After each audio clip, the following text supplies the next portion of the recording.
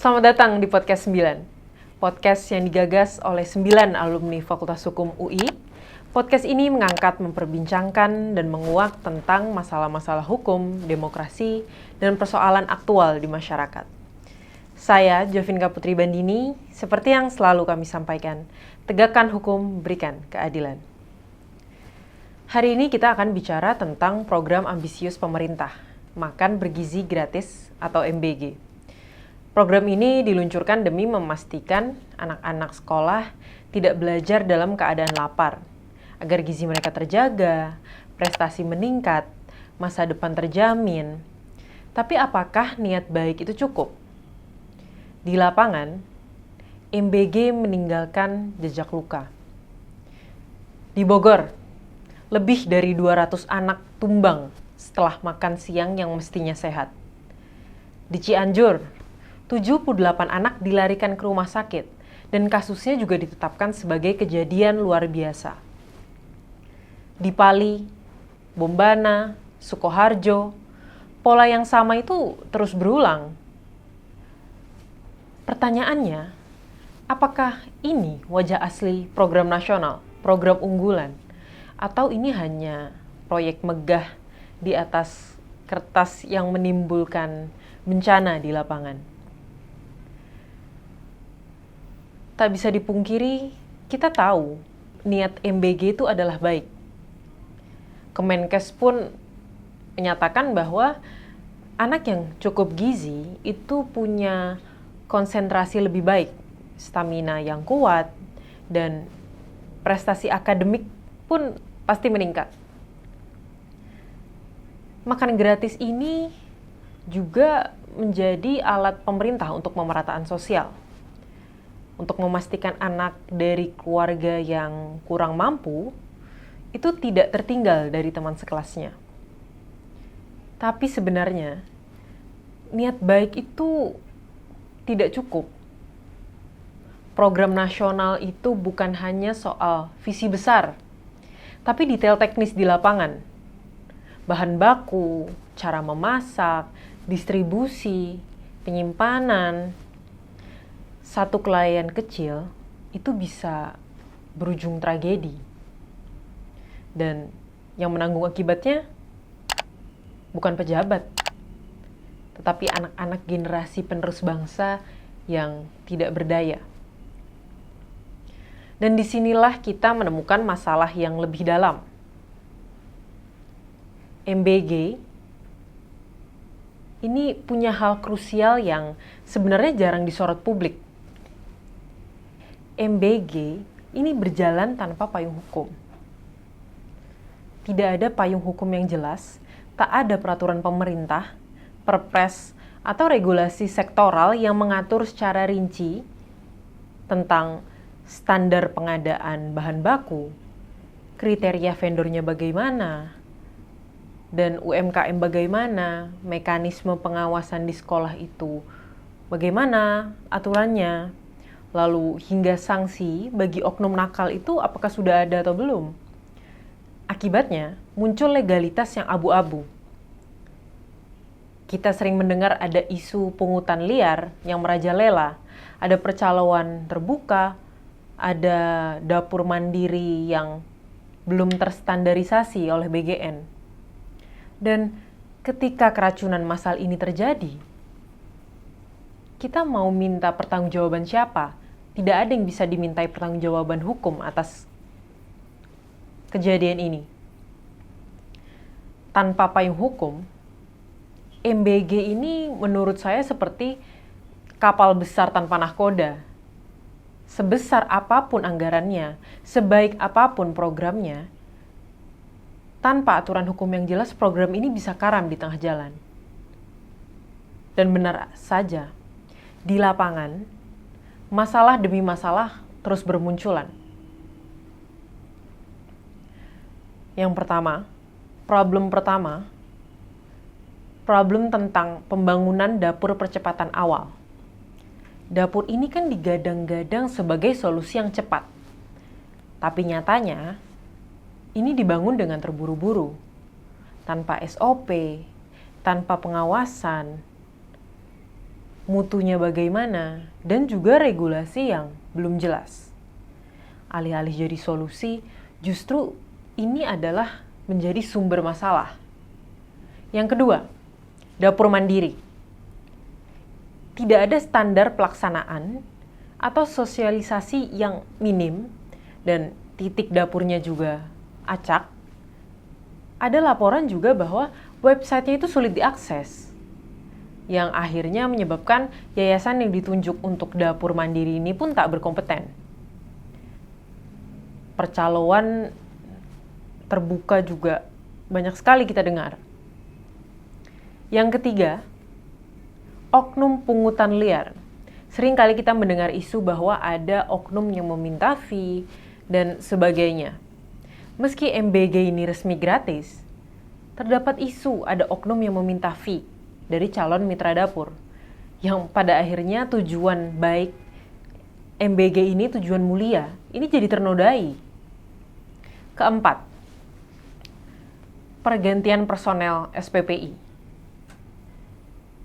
Federasi Satuan Guru Indonesia, FSGI, itu menilai pergantian ini semena-mena. Kenapa kita bilang semena-mena? Jadi, mereka menyatakan bahwa penggantian ini tidak berbasis evaluasi kinerja.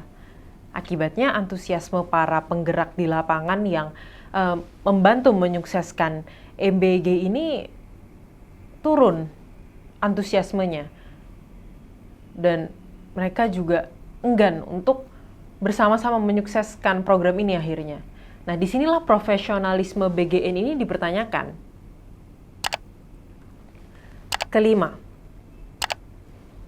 kejadian yang saat ini menjadi isu yang luar biasa dan juga ditetapkan sebagai kejadian luar biasa. Ini banget kita bicarakan tentang keracunan massal yang terjadi akibat MBG. Di Bogor, seperti yang saya sudah bilang di awal tadi, di Bogor ada hampir 200 anak keracunan. Di Cianjur, 78 anak masuk rumah sakit. Dan statusnya ditetapkan sebagai kejadian luar biasa. Baru-baru ini, hari ini tanggal 25 September, bahkan guru yang mencoba MBG yang akan dikonsumsi anak-anak sebagai tanggung jawab untuk mengawasi program ini pun ikut keracunan.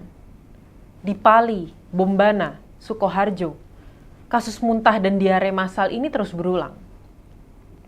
Dan ini bukan survei semata, tapi memang BGN itu menyatakan dalam 9 bulan, sejak 9 bulan MBG ini berjalan, sudah 4.711 kasus keracunan akibat makan bergizi gratis pemerintah.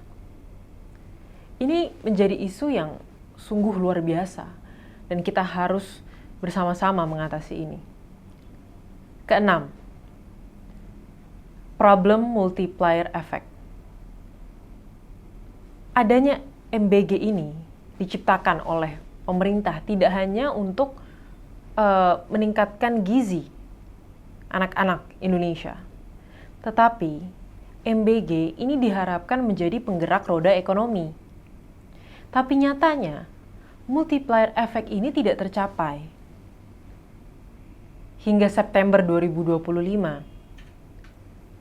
Kemenkeu pun menyatakan bahwa realisasi anggaran MBG ini masih rendah. Realisasi anggaran baru 13 triliun dari total 71 triliun. Alih-alih menggerakkan ekonomi dan menyerap produk lokal atau menghidupkan UMKM, fakta di lapangannya justru sebaliknya. Distribusi amburadul, janji besar tinggal jargon, dan tidak jelas apakah betul MBG ini menggerakkan roda ekonomi di masyarakat, membantu UMKM, membantu para petani, dan mereka yang menjadi penggerak ekonomi Indonesia. Lalu apakah program sebesar ini masih bisa diselamatkan? Menjadi pertanyaan kita semua, apakah program ini harus dihentikan atau tetap dijalankan tapi kita perbaiki bersama. Bisakah kita perbaiki? Bisa. Tapi dengan syarat, pertama, payung hukum. Harus ada peraturan pemerintah atau perpres yang jelas. Atur standar pengadaan, distribusi, pengawasan, dan sanksi bagi pelanggar. Yang kedua, reformasi personel. Personel BGN tentunya. Kita harus menyingkirkan oknum-oknum, kita singkirkan dan kita ganti dengan orang yang berintegritas. Kita harus melibatkan tenaga ahli pendamping di setiap daerah yang punya jejaring hingga ke akar rumput. Yang ketiga, standarisasi dan pengawasan. Harus ada petunjuk pelaksanaan atau petunjuk teknis yang jelas. Karena selain itu juga diperlukan elemen partisipasi yang berpengalaman dalam manajemen logistik massal dan mereka yang dapat bergerak cepat apabila terjadi keadaan darurat seperti keracunan. Tidak lupa juga selain personel yang memiliki pengalaman itu, harus ada audit independen yang dilakukan secara rutin. Dan keempat, transparansi dan partisipasi masyarakat. Guru, yayasan, dan orang tua ini harus punya kanal tentang pengaduan yang terbuka. Jadi semua kita bisa sama-sama mengawasi jalannya makan bergizi gratis. Kita juga dapat mengawasi agar pungutan liar, percaloan, ini tidak terjadi. Karena hal ini selain menodai program unggulan dan program yang memiliki tujuan baik bagi masyarakat,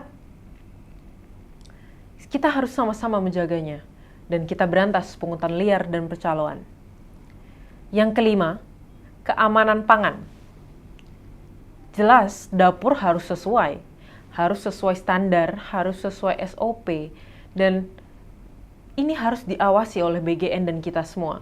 Standar bahan makannya itu harus diuji laboratorium, tenaga masak juga mendapat pelatihan kesehatan pangan, bahkan pemilik dapur itu juga mendapatkan pelatihan bagaimana untuk melakukan manajemen yang baik.